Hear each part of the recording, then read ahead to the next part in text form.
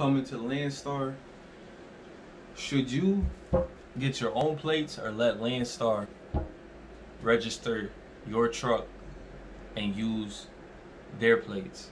You should use Landstar's plates your first year. I had my plates my first year and I didn't have any issues.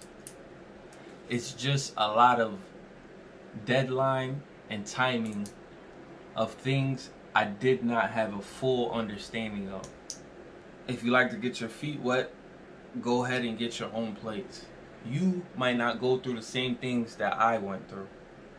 For instance, the fee to register your truck, well, the fee to register my truck in my state was $700, just say $1,800. It was about $1,750, somewhere around there.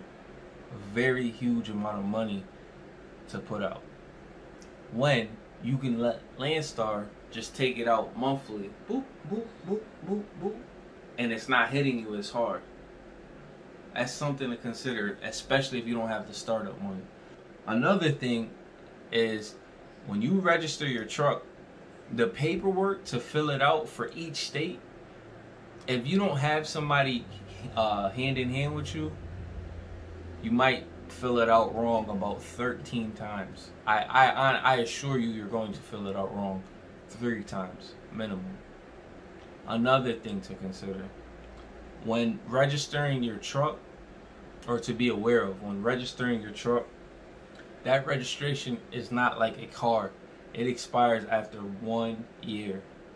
And some DMVs are not up to date with sending you a letter saying your registration for your truck is going to be coming up to an expiration date.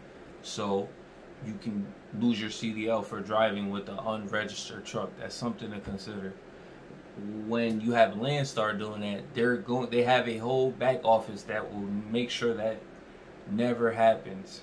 I personally believe when you have your own plates, if you drive in your own state, this is just my own stigma, if you pull into a scale and they see you're from the state, I personally believe they might not hound you. Now, I hear California is one of these states that just don't give a so if you live over there, hey, I don't know. By having your own plates, to an extent, it shows that you're really taking pride in operating your business by fully conducting yourself as an owner-operator, to an extent.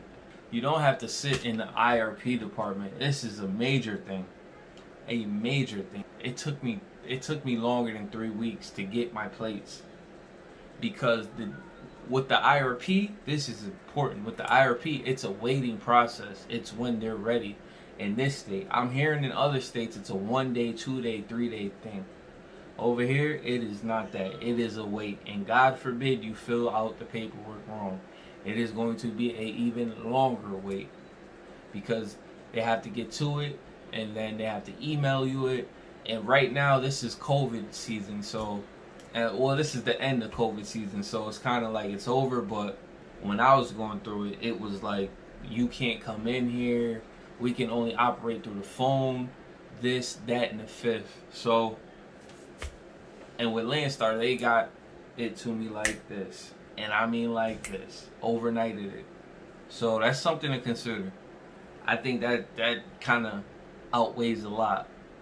That and not taking that $1,700, $1,800 upfront cost is beautiful. So just something to consider if you're in your first year. If you're in your second year, you should be an established person, so it's your business decision to decide on what you think is better. So when you register your truck in your state, you have to pay taxes on it because you registered it in your state. When Landstar does it, you don't have to pay taxes on it. That's something to consider.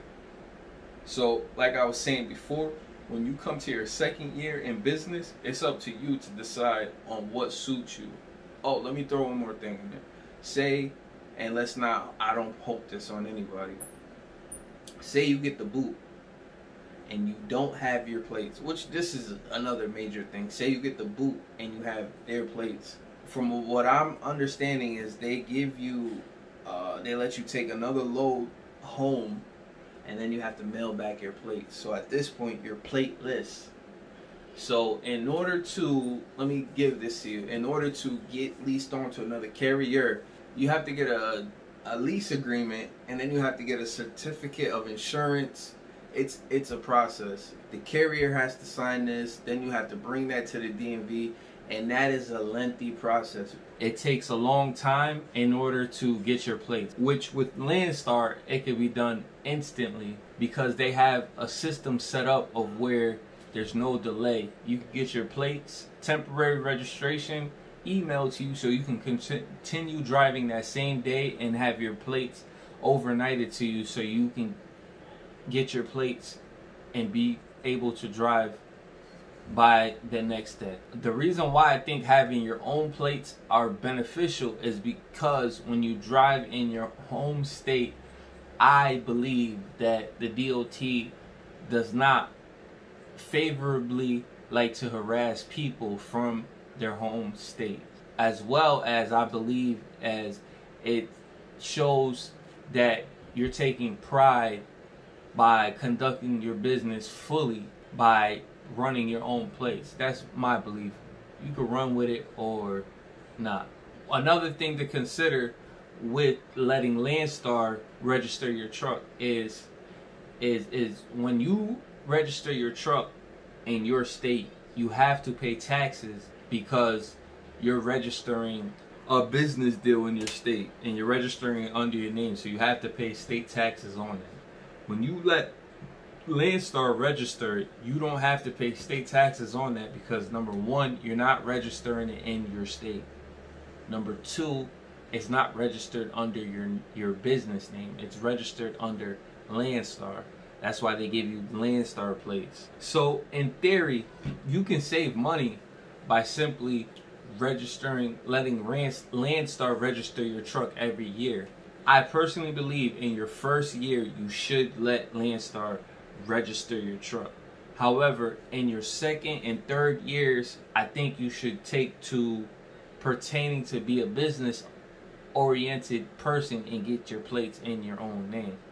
Now, there is no right or wrong way about going about this. Whatever suits your situation, make it work for you.